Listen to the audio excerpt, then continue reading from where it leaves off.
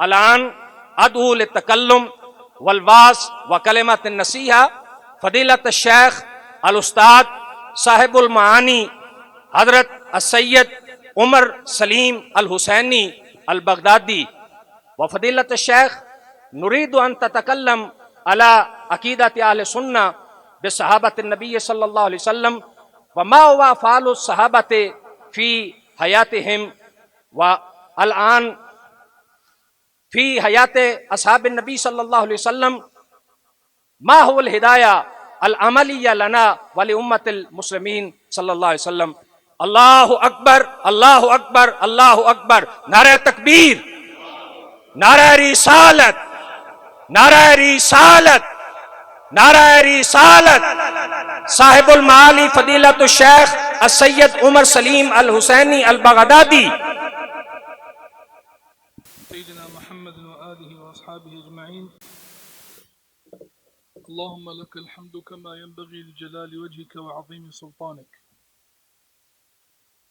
والصلاة والسلام على فاتح أبواب الخير والبركة واليقين سيدنا محمد الذي كان نبيا وآدم بين الماء والطين. اللهم فصل وسلم وبارك على سيدنا محمد السابق للخلق نوره ورحمة للعالمين ظهوره وعلى آله وأصحابه أجمعين. سادتي الأفاضل، باني هذا المحفل دكتور حسيب القادري، السادة المشايخ، السادة الحضور، سلام الله عليكم ورحمته وبركاته. وعلیکم السلام ورحمۃ اللہ وبرکاتہ. قال الإمام مسلم في مقدمة صحيحه ناقلا عن عبد الله بن المبارك. عبد الله بن المبارك علم ثقة من سادة تابع التابعين، وهو تلميذ الإمام الأعظم أبي حنيفة النعمان الذي لم يختلف عليه مسلمان في أمة محمد. نقل عنه في مقدمة صحيحه قال عبد الله بن المبارك: الإسناد من الدين، ولولا الإسناد لقال من شاء ما شاء. وهذه آلية ومنهجية عند المسلمين وبالخصوص عند أهل السنة والجماعة، تحدد عقيدتهم، توجههم، أخلاقهم، وما يقرون وما يدينون به إلى الله سبحانه وتعالى وفق منهجية عظيمة سبقه بها إمامنا الأعظم أبو حنيفة النعمان رضي الله تعالى عنه وارضاه عندما قال قولته المشهورة والتي يحق لها أن تكتب بماء الذهب بل بماء العيون. قال إمامنا الأعظم: وهذه شهادة توثق علمه الدقيق. قال رضي الله تعالى عنه: لا ينبغي لأحد أن يأخذ بقولنا ما لم يعرف من أين جئنا به.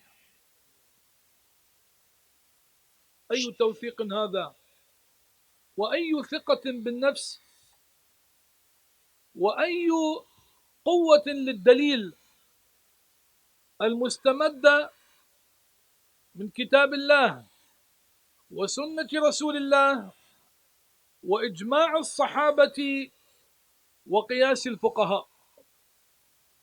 شیخ نے اللہ تعالیٰ کی حمد اور نبی کریم رؤوف الرحیم صلی اللہ علیہ وسلم کی خدمت میں درود و سلام کا نذرانہ پیش کیا، اور اس کے بعد یہ فرمایا کہ امام المحدثین حضرت امام مسلم نے اپنے مقدمہ میں ان کی جو کتاب الجامع الصحیح ہے، جس کو عام طور پر ہم صحیح مسلم کہتے ہیں، اس کے مقدمہ میں حضرت سیدنا عبداللہ بن مبارک رضی اللہ تعالی عنہ کے حوالے سے یہ روایت کیا. اور حضرت عبداللہ ابن مبارک مسلم امہ کے وہ عظیم محدث، بلکہ محدثین کے استاذ اور مسلم امہ کے وہ عظیم عالم ہیں جن کے بارے میں شیخ نے فرمایا کہ امت محمدیہ کے دو لوگوں میں نے بھی ان کی ثقافت پہ گفتگو نہیں کی. یعنی کوئی دو فرد بھی ایسے نہیں جنہوں نے حضرت عبداللہ ابن مبارک کی ثقافت پہ، ان کے علم پہ اور ان کا جو علمی مقام اور مرتبہ ہے اس پر کلام کیا ہو اور گفتگو کی ہو. اور یہ حضرت عبداللہ ابن مبارک کون ہیں؟ یہ سیدنا رئیس المحدثین حضرت امام بخاری کے اساتذہ میں سے ہیں. اور میرے اور آپ کے لیے یہ اعزاز کی بات ہے کہ یہ امام اعظم کاشف الغمہ حضرت سیدنا نعمان ابو حنیفہ بن ثابت رضی اللہ تعالیٰ عنہ کے تلامذہ میں سے ہیں. تو انہوں نے یہ فرمایا کہ دین میں جو سند ہے یہ دین کا حصہ ہے، اور اگر دین میں سند نہ ہو تو پھر جس کا جی چاہے گا جو کہے گا وہ کہہ دے گا. اب سند کیا ہے کہ میں نے اگر رسول کریم سید عالم صلی اللہ علیہ وسلم کی حدیث سنی ہے، کوئی دین کی بات مسئلہ سیکھا ہے، تو مجھے بیان کرنے والا میرا شیخ اور استاد کون ہے، اور پھر اس سے آگے اس کا استاد اور شیخ کون ہے، پھر اس سے آگے اس کا استاد اور شیخ کون ہے، پھر اس سے آگے اس کا استاد اور شیخ کون ہے. یہ جو بیان کرنے والوں کا اور روایت کرنے والوں کا سلسلہ ہے اور چین ہے، حدیث میں اس کو سند کہا جاتا ہے، جو ایک محدث سے شروع ہوتا ہے اور پھر نبی کریم سید عالم صلی اللہ علیہ وسلم کی ذات اقدس تک جاتا ہے. تو فرمایا کہ اگر یہ سند نہ ہو تو پھر جس کا جی چاہے گا وہ جو مرضی جو ہے وہ کہہ دے گا. اور اس کے بعد پھر حضرت شیخ نے ہمارے امام سیدنا امام اعظم ابو حنیفہ رضی اللہ تعالی عنہ کا ایک قول جو ہے وہ پیش فرمایا، اور فرمایا کہ اس سے آپ امام کے علمی مقام کا اور امام کی ثقافت کا اور امام کے تفقہ فی الدین کا اس کا اندازہ لائیے، لگائیے اور اس کا جائزہ لیجیے اور اس پر غور جو ہے وہ کیجیے. حضرت امام اعظم ابو حنیفہ رضی اللہ تعالیٰ عنہ فرماتے ہیں کہ جب تک ہم ان لوگوں کو جان نہیں لیں گے اور ان کی معرفت اور پہچان نہیں ہو جائے گی کہ جن سے ہم نے دین جو ہے وہ سیکھنا ہے وہ کون ہے، ہم ان سے دین نہیں سیکھیں گے. ہم دین کے سیکھنے سے پہلے انہیں جانیں گے اور جو ہے وہ پہچانیں گے. اور پھر اسی وجہ سے ہمارے وہ دلائل شرعیہ جن سے ہم دین سیکھتے ہیں، چاہے وہ کتاب اللہ ہو، چاہے وہ رسول اللہ کی سنت ہو، چاہے وہ حضور علیہ السلام کے صحابہ اور امت کا اجماع ہو، یا اس کے بعد کے جو دلائل ہیں، وہ سارے کے سارے وہ بنیاد بنتی ہے کس پہ؟ سند پہ، کہ ہم اپنا دین کس سے سیکھ رہے ہیں اور کس سے جو ہے وہ حاصل کر رہے ہیں. إذن الدين عندنا هو علم وليس تشهي وليس تجني وليس حب وأهواء. يعني أنا اليوم أحب هذا الشيخ أقول هذا قطب الأقطاب، ما هو دليلك؟ أين الدليل؟ الكذب على الله والرسول حرام. من كذب علي متعمدا فليتبوأ مقعده من النار. هذا دين. نحن صائرون إلى القبر وإلى الآخرة، إما إلى جنة أو نار. فبعد هذه الطاعات وهذا التعب في الدنيا نعتقد اعتقادا خاطئا ونطاوع عقولنا وأهواءنا بغير عقل ولا روية، ونذهب إلى جهنم لإرضاء من؟ لإرضاء من؟ لإرضاء أناس ينتفعون ويضربون الدين عرض الحائط ويريدون أن يدمروا الإسلام والمسلمين. لا وألف لا. توجد مسألة يجب علينا أن نقدم هذه التقدمة لكي نعي عندما يتكلم الخطباء العلماء المشايخ بالدليل الشرعي، عندما يقول وأفضل الخلق بعد الأنبياء من البشر على التحقيق أبو بكر الصديق، ثم عمر بن الخطاب، ثم عثمان بن عفان، ثم علي بن أبي طالب، كما جاء ترتيبهم في زمن الخلافة. هكذا قال إمامنا الأعظم أبو حنيفة. لو أردنا أن نقيس نصدق من؟ نصدق الإمام الأعظم أبا حنيفة أم نصدق عالما في هذا الزمن؟ في هذا الزمن لا يوجد حجة على الدين، الحجة انتهت.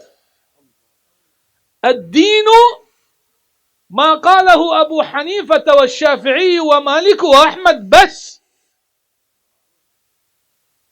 ليس لغير من يقول أحد. هؤلاء هم الذين ارتضتهم الأمة المحمدية ترجمان للكتاب والسنة. نقول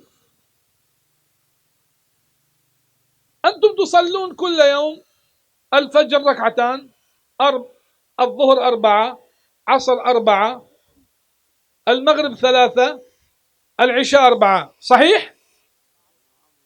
صحيح. من أين عرفتم هذا؟ موجود في القرآن؟ لا. موجود في السنة؟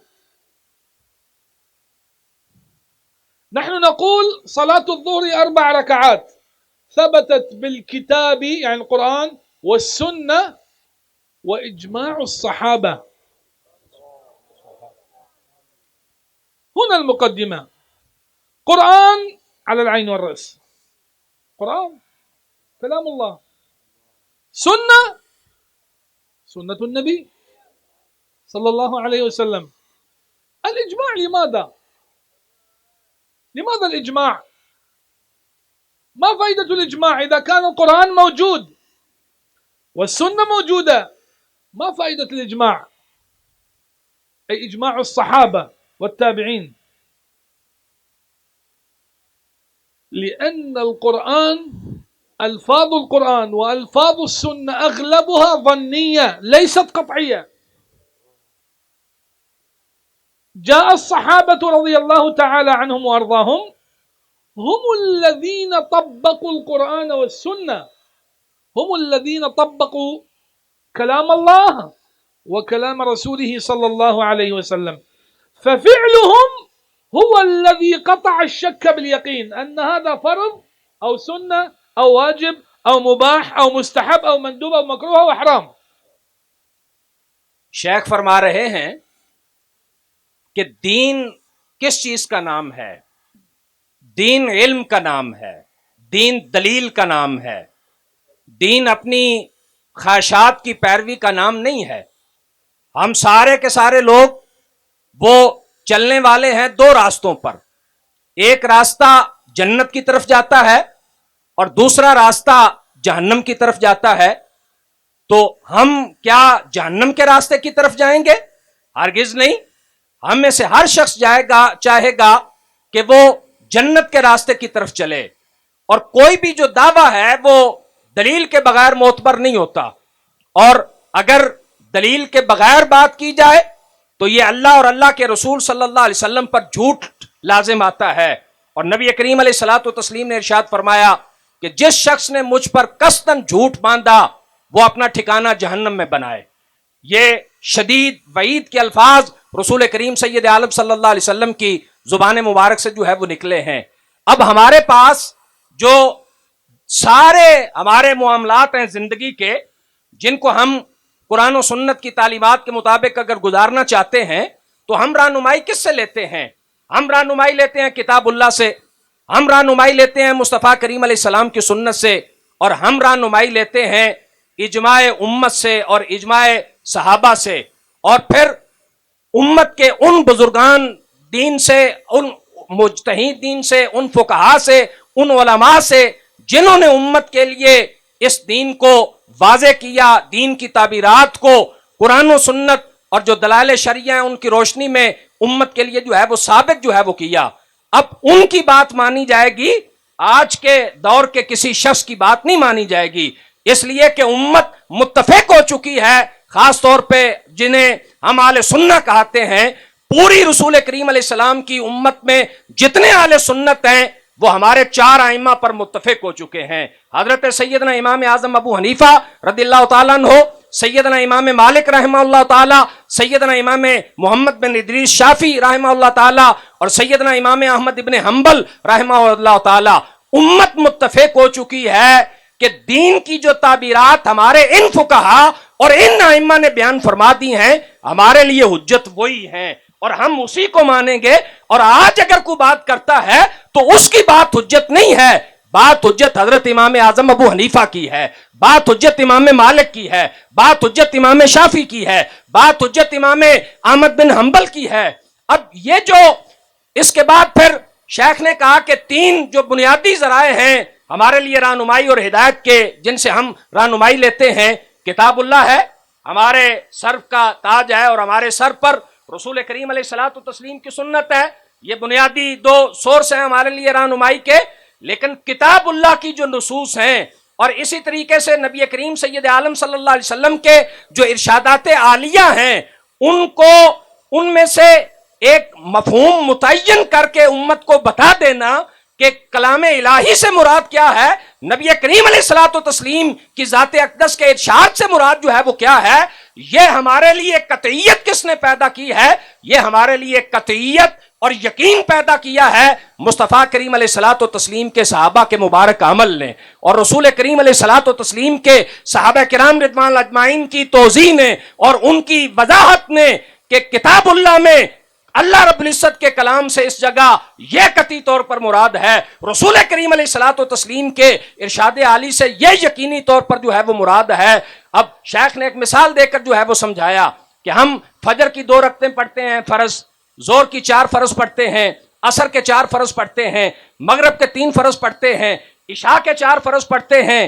کیا یہ کتاب اللہ میں موجود ہے؟ یعنی ڈائریکٹلی تو کتاب اللہ میں یہ موجود نہیں کہ فجر کی 2 رکعتیں پڑھو، ظہر کی 4 رکعتیں فرض پڑھو، عصر کے 4 فرض پڑھو، مغرب کے 3 فرض پڑھو، عشاء کے 4 فرض پڑھو۔ یہ کہاں ہے؟ رسول کریم علیہ السلام کی سنت میں ہے۔ اور پھر رسول اللہ صلی اللہ علیہ وسلم نے کن لوگوں کے سامنے فجر کی 2 رکعتیں پڑھی، کن کے کو 2 رکعتیں فجر کی پڑھائیں، ظہر کی 4 رکعتیں کن کو پڑھائیں، عصر کی 4 رکعتیں کن کو پڑھائیں، مغرب کی 3 کن کو پڑھائیں؟ وہ رسول کریم علیہ السلام کے صحابہ کو پڑھائیں، اور انہوں نے رسول اللہ کی اقتداء میں پڑھ کے آگے امت کے لیے دلیل کے طور پر اپنے عمل سے بھی اور قرآن و سنت کے بعد اپنے اقوال سے بھی اور اپنے اجماع سے بھی اور اپنے اتفاق سے بھی امت کے لیے یہ فرض جو قطعی رکعات ہیں ان کی تعداد کو امت کے لیے متعین کر دیا ہے، اور یہ قیامت تک اب یہی رہے گا۔ الصحابة رضي الله تعالى عنهم وارضاهم الذين هم كانوا التطبيق العملي لكتاب الله وسنة نبيه صلى الله تعالى عليه وسلم. الحمد لله أهل السنة والجماعة امتدادهم إلى أصحاب رسول الله. سبحان اللہ۔ لا يوجد عندنا دليل، لا يوجد عندنا اعتقاد، لا يوجد عندنا عمل إلا ودليله من أصحاب النبي. سبحان اللہ۔ وهم السواد الأعظم من زمن النبوة إلى قيام الساعة. أهل السنة والجماعة هم السواد الأعظم الذين أمرنا رسول الله أن نكون معهم. وقال عليه الصلاة والسلام: ومن شذ فقد شذ إلى النار ومن يبتغي غير سبيل المؤمنين نوله ما تولى ونصله جهنم وساءت مصيرا. الذي يتولى غير سبيل المؤمنين المؤمنون هم أهل السنة، هم أهل السنة والجماعة من أصحاب النبي إلى هذا الوقت. لنرى تطالعنا السيرة ماذا كان يفعل أصحاب النبي، ونحن من أين جئنا هذا الاعتقاد أن أبا بكر هو أفضل الخلق بعد الأنبياء؟ من أين جئنا بهذا الكلام؟ جئنا به من جيوبنا أو جئنا به من الدليل؟ الدليل ماذا يقول؟ كان أصحاب النبي صلى الله تعالى عليه وسلم يعلمون أولادهم حب أبي بكر وعمر كما يعلمونهم الآية من القرآن. سبحان اللہ، سبحان اللہ۔ شیخ نے بڑی قیمتی بات فرما دی ہے، اور کیا الحمدللہ اہل سنت کے عقیدے کی ترجمانی فرمائی ہے. ذرا توجہ سے دل کی کھڑکیاں اور کانوں کی کھڑکیاں کھول کے سنیں اور دل کی تختی پہ اس کو لکھیں. حضرت شیخ فرماتے ہیں کہ اہل سنت کا کوئی عقیدہ اور اہل سنت کا کوئی عمل، کوئی روایت ایسی نہیں جس پہ ہمارے پاس رسول اللہ کے اصحاب سے دلیل موجود نہ ہو. اہل سنت کا کوئی بھی عقیدہ اور کوئی بھی عمل ایسا نہیں جس پہ ہم اہل سنت کے پاس رسول اللہ کے اصحاب سے دلیل موجود جو ہے وہ نہ ہو. ہم نے اپنے اعتقاد اپنی جیبوں سے گھڑ کر نہیں نکالے. ہم نے ارے جتنے اعتقادات ہیں، روایات ہیں، اس پہ مصطفیٰ کریم علیہ الصلوۃ والتسلیم کے اصحاب سے ہمارے پاس جو ہے وہ دلیل موجود ہے. اب اس کے بعد شیخ نے پہلے یہ بیان کیا کہ اہل سنت کا عقیدہ یہ ہے کہ نہ صرف امت محمدیہ میں بلکہ تمام انبیاء کرام علیہ السلام کی امتوں میں انبیاء کے بعد بالتحقیق جو سب سے افضل بشر ہیں وہ جناب حضرت سیدنا ابو بکر صدیق رضی اللہ تعالیٰ کی ذات اقدس ہے. اور نبی کریم علیہ السلام کی امت میں جو اصحاب رسول خاص طور پہ چاروں خلفائے راشدین کی افضلیت کی ترتیب ہے وہ وہی ترتیب ہے جو ان کی خلافت کی ترتیب ہے. سب سے افضل اجماعی طور پہ وہ حضرت ابو بکر صدیق، پھر حضرت سیدنا فاروق اعظم، پھر حضرت عثمان ذو النورین اور پھر جناب حضرت سیدنا علی المرتضیٰ رضی اللہ تعالیٰ عنہ وہ ہیں. اور شیخ نے فرمایا کہ ہم اصحاب رسول کی زندگیوں کا جب مطالعہ کرتے ہیں تو رسول اللہ کے صحابہ کی زندگیوں سے ہمیں ملتا ہے کہ حضور کے اصحاب جس طرح اپنے بچوں کو قرآن کی آیتیں سکھایا کرتے تھے اسی طرح رسول اللہ کے اصحاب اپنی اولادوں کو حضرت صدیق اکبر اور حضرت عمر کی محبت کی تعلیم دیا کرتے تھے. لا شك أن القرآن عربي وقد نزل في بلاد العرب وهم أهل اللسان العربي.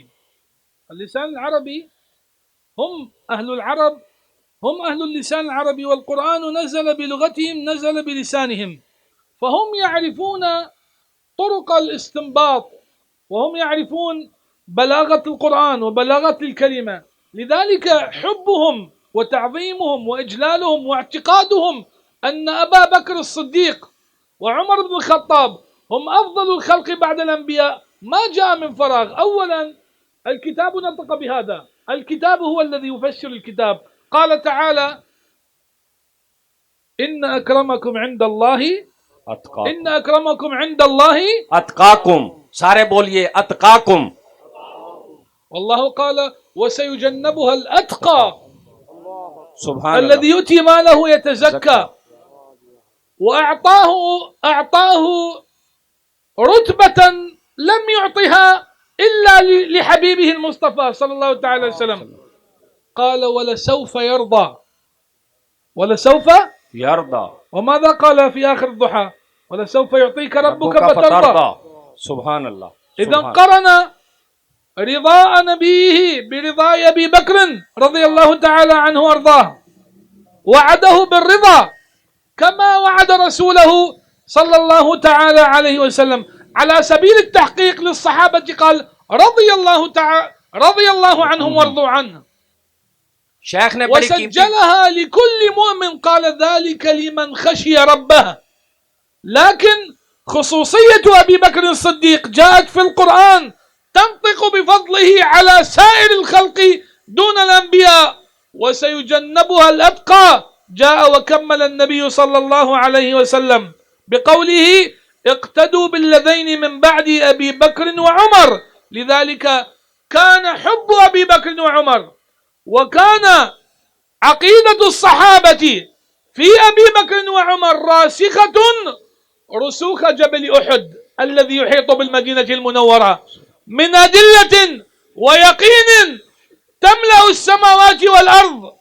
يكفيه فخرا أن الله سبحانه وتعالى ذكره مع النبي صلى الله عليه وسلم في المعية فقال جل وعلا على لسان نبيه لا تحزن إن الله معنا. وذلك ليبين فضيلته رضي الله تعالى عنه وأرضاه. لذلك اعتقد الصحابة ومن بعدهم السواد الأعظم من أمة الحبيب المصطفى أن أبا بكر أفضل الخلق بعد الأنبياء رضي الله تعالى عنه وارضاه.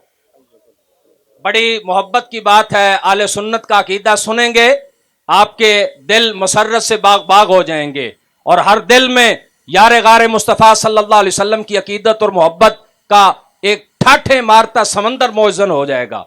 حضرت شیخ نے فرمایا کہ امت محمدیہ کا یہ عقیدہ ہے کہ حضرت سیدنا ابو بکر صدیق رضی اللہ تعالیٰ عنہ یہ انبیاء کے بعد تمام امتوں کے باقی جتنے افراد ہیں بشریت میں ان سب سے جو ہے وہ افضل ہیں۔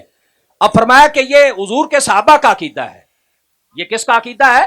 نبی کریم علیہ السلام کے صحابہ کا عقیدہ ہے، اس لیے کہ امت کا پہلا گروہ جسے سواد اعظم کہا جاتا ہے وہ رسول اللہ کے اصحاب ہیں، ان کے بعد تابعین ہیں، ان کے بعد تبع تابعین ہیں، ان کے بعد آگے اور آگے اور آگے، اور آج اہل سنت اور قیامت تک سواد اعظم الحمدللہ اہل سنت رہیں گے۔ اب سواد اعظم کا عقیدہ یہ ہے کہ حضرت ابو بکر صدیق رضی اللہ تعالیٰ عنہ تمام انبیاء کرام علیہم السلام کے بعد تمام انسانوں میں سب سے افضل ہیں۔ شیخ نے فرمایا کہ صحابہ کرام نے یہ عقیدہ قرآن سے لیا ہے۔ یہ عقیدہ کس سے لیا ہے؟ قرآن سے لیا ہے، اس لیے کہ قرآن عربی میں اترا اور صحابہ کی زبان عربی ہے، قرآن صحابہ کے ماحول میں اترا اور وہ قرآن مجید فرقان حمید کو اس ماحول کو سمجھتے ہیں جس میں قرآن اترا ہے، اور براہ راست صاحب قرآن سے ڈائریکٹ سیکھنے والے ہیں، اس لیے وہ جانتے تھے کہ قرآن سے استدلال کس طرح کیا جانا ہے اور قرآن سے عقیدوں کا اعمال کا استنباط کس طرح جو ہے وہ کیا جانا ہے۔ صحابہ نے افضلیت سیدنا صدیق اکبر کا جو عقیدہ لیا ہے وہ قرآن سے لیا ہے، اس لیے کہ قرآن مجید برہان رشید کیا کہتا ہے؟ اللہ تعالیٰ سورہ الحجرات میں ارشاد فرماتا ہے ان اکرمکم عند اللہ اتقاکم، اللہ کے ہاں تم میں سے سب سے زیادہ معزز وہ ہے جو تم میں سے سب سے زیادہ پرہیزگار ہے۔ جتنا پرہیزگار ہوگا اتنا صاحب فضیلت ہوگا، صاحب عزت ہوگا۔ اور جناب حضرت ابو بکر صدیق رضی اللہ تعالیٰ عنہ کی ذات اقدس وہ ہے جنہیں قرآن مجید فرقان حمید میں رب کائنات وَسَيُجَنَّبُهَا الْأَتْقَى کہہ کے سب سے زیادہ پرہیزگار کا لقب عطا کر رہا ہے۔ اب یہاں یہ شیخ نے بات نہیں کی، میں وضاحت کے لیے آپ کی خدمت میں یہ عرض کرنا چاہتا ہوں، پوری امت کا اس بات پہ مفسرین کا اتفاق ہے کہ اس آیت طیبہ کی آیت میں اتقا کے لفظ سے مراد اور کوئی دوسری شخصیت نہیں، جناب حضرت سیدنا صدیق اکبر رضی اللہ تعالیٰ کی ذات مبارکہ ہے۔ اور پھر حضرت ابو بکر کے لیے قرآن مجید وہی لفظ استعمال کر رہا ہے جو مصطفیٰ کریم علیہ السلام کے لیے فرما رہا ہے۔ انہی آیات بینات کے اگلے الفاظ میں کہا کہ یردا، اللہ تعالیٰ حضرت ابو بکر کو اتنا عطا کرے گا کہ سیدنا ابو بکر راضی ہو جائیں گے، اور یہی الفاظ رب کائنات اپنے محبوب کے لیے عطا فرماتا ہے سورہ الضحیٰ میں وَلَسَوْفَ يُعْطِيكَ رَبُّكَ فَتَرْضَىٰ، اے پیارے محبوب کریم علیہ السلام آپ کا رب آپ کو اتنا عطا کرے گا کہ آپ راضی ہو جائیں گے۔ اور پھر یہی الفاظ اللہ تعالیٰ مصطفیٰ کے سارے صحابہ کے لیے فرماتا ہے رضی اللہ عنہم، اللہ ان سے راضی ہو گیا اور وہ اللہ سے جو ہے وہ راضی ہو گئے۔ أختم كلامي بقول سيدنا عمر رضي الله تعالى عنه وارضاه الذي قال أبو بكر سيدنا وأفضلنا، أبو بكر سيدنا وأفضلنا، والذي يكذب أصحاب النبي صلى الله عليه وسلم فليذهب إلى جهنم۔ تكذب أصحاب النبي يعني اعتقادك وعلمك أفضل من علم الصحابة؟ إن اعتقدت غير هذا الكلام انظروا إلى قول مسروق رضي الله تعالى عنه وارضاه۔ مسروق من هذا مسروق؟ مسروق تلميذ سيدنا علي وعبد الله بن مسعود وعائشة، سبحان الله سبحان الله، تلميذ هؤلاء الثلاثة۔ أم المؤمنين أسد الله الغالب وعبد الله بن مسعود الذي قال في حقه النبي رضيت لأمتي ما رضيها لها ابن أم عبد۔ سبحان الله سبحان الله، اسمعوا، النبي يقول رضيت لأمتي ما رضيها لها ابن أم عبد، تلميذهم، يعني هذا قول أمهات المؤمنين وأمير المؤمنين علي بن أبي طالب وعبد الله بن عباس، عبد الله بن مسعود، كل علمهم اجتمع في مسروق. ماذا قال مسروق؟ قال حب أبي بكر وعمر من السنة، الله أكبر، وبغضهم نفاق، الله أكبر. ولا نذكر ما شجر بين أصحاب النبي صلى الله عليه وسلم فهم الذين سبقونا بالإيمان. انظر، يختم من هذا؟ مسروق. مسروق من هو مسروق؟ تلميذ علي بن أبي طالب، تلميذ عبد الله بن مسعود، تلميذ عائشة التي كانت تقول عنه مسروق ابني، الله أكبر، هكذا كانت تجله، مسروق ابني، تجله، تحبه لأنه كان طالب علم حريص، محقق مدقق، تابعي، بل هو ثقة التابعين في الكوفة. قال وأفضل أصحاب النبي صلى الله عليه وسلم أبو بكر. سبحان الله. من أين جاء بهذا الكلام؟ الذي يدرس عند علي بن أبي طالب، نعم، قوله هو قول علي رضي الله عنه، رضي الله تعالى عنهم أجمعين. قال وأفضلهم أبو بكر ثم عمر ثم عثمان ثم علي.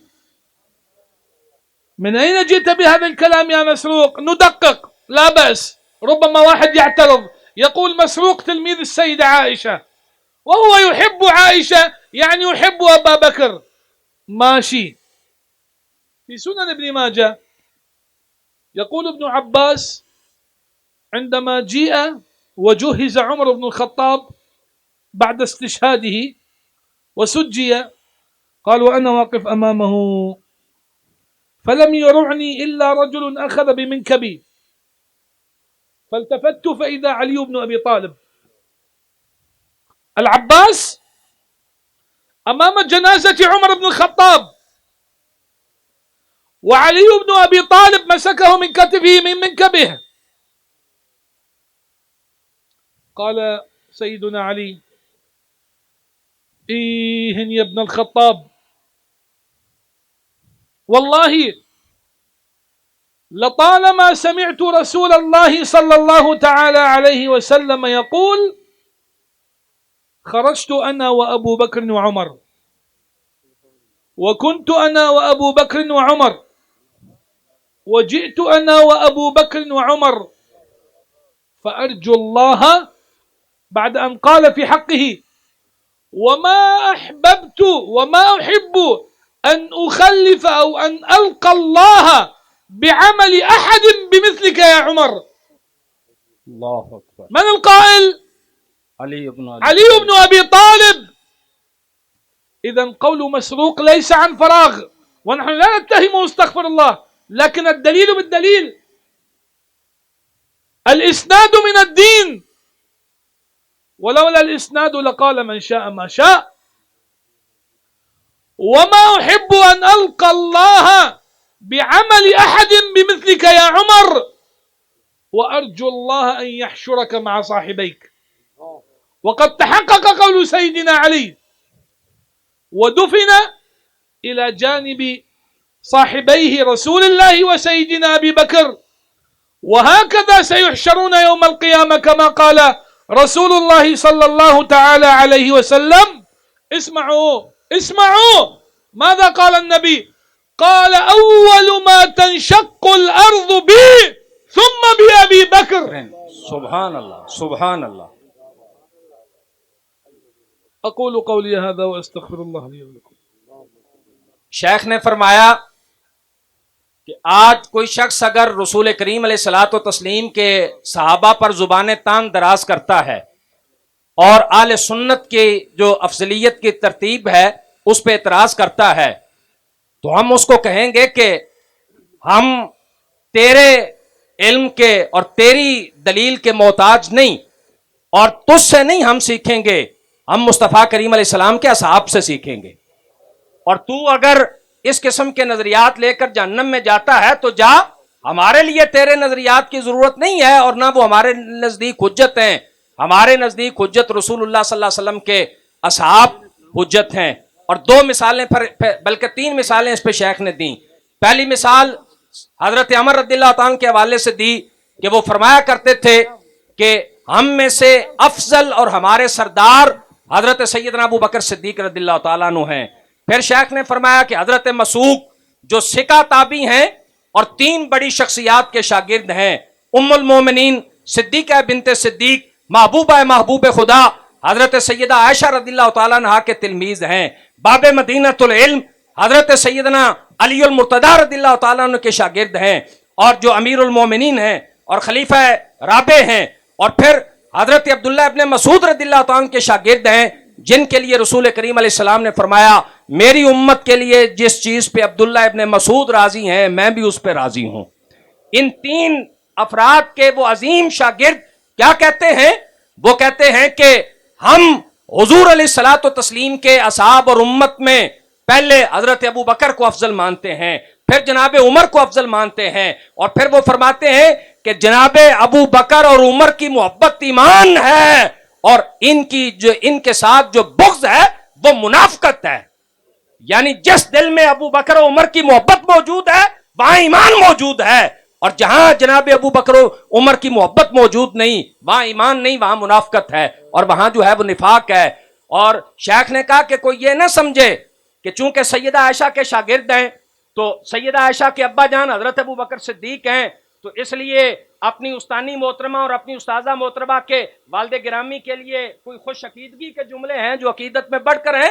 کہا نہیں، اگر سیدہ عائشہ کے شاگرد ہیں تو دوسری طرف جناب علی کے بھی تو شاگرد ہیں نا، اور امیر المومنین کے بھی تو شاگرد ہیں نا، اور امیر المومنین سے بھی تو سن رکھا ہے نا کہ وہ بھی فرماتے ہیں کہ رسول کریم علیہ السلام کی امت میں سب سے افضل حضرت ابو بکر ہیں، پھر عمر ہیں، اور کہا کہ جو میں علی کو ابو بکر و عمر پہ فضیلت دے گا تو جس طرح تہمت لگانے والے کو درے مارے جاتے ہیں میں علی اس کو درے ماروں گا، کہ جو مجھے شیخین پہ حضرت ابو بکر اور عمر پہ جو ہے وہ فضیلت جو ہے وہ دے گا۔ اور پھر حضرت سیدنا عمر رضی اللہ تعالیٰ عنہ کے حوالے سے حضرت سیدنا علی المرتضی رضی اللہ تعالیٰ عنہ جناب سیدنا عمر شہید کر دیے گئے، جست مبارک پڑا ہے اور جسم پہ چادر پڑی ہے، اور حضرت سیدنا عباس بن عبد المطلب رضی اللہ تعالیٰ عنہ حضرت جناب عمر کے جست خاکی کے سامنے کھڑے ہیں، اور کیا دیکھتے ہیں کہ ان کے کندھوں پہ پیچھے کسی نے ہاتھ رکھا، اور جب پیچھے موڑ کر دیکھا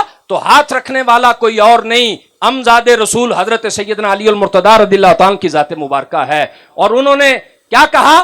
انہوں نے کہا کہ میں اللہ تعالیٰ سے نہیں ملنا چاہتا کہ اے عمر تمہارے بعد میں تمہارے جیسے شخص کے علاوہ کسی اور کے اعمال کی پیروی کروں، یعنی میں اللہ کی بارگاہ میں جانا چاہتا ہوں تو اے عمر تمہارے جیسے اعمال کی پیروی کر اور تمہاری اتباع کر کے، اسی لیے رسول کریم علیہ الصلوۃ والتسلیم نے ارشاد فرمایا اقتدوا باللذین بعدی، میرے بعد دو لوگوں کی پیروی کرو، ابو بکر کی پیروی کرو اور عمر کی پیروی کرو، اور جنہیں مصطفیٰ کریم علیہ السلام اکثر کہا کرتے تھے، رسول کریم علیہ السلام فرمایا کرتے تھے کہ میں آیا اور ابو بکر و عمر آئے، میں داخل ہوا اور ابو بکر و عمر جو ہے وہ داخل ہوں گے، اور جن کے لیے رسول کریم علیہ السلام نے فرمایا کہ کل قیامت کے دن سب سے پہلے میری قبر انور کھلے گی، میرے بعد ابو بکر اٹھیں گے اور پھر میرے بعد عمر اٹھیں گے، یعنی جس طرح مصطفیٰ کریم علیہ السلام یہاں اپنے پہلو میں ان کو ساتھ لٹائے ہوئے ہیں، نبی کریم علیہ السلام اپنے ساتھ حشر اور جنت میں بھی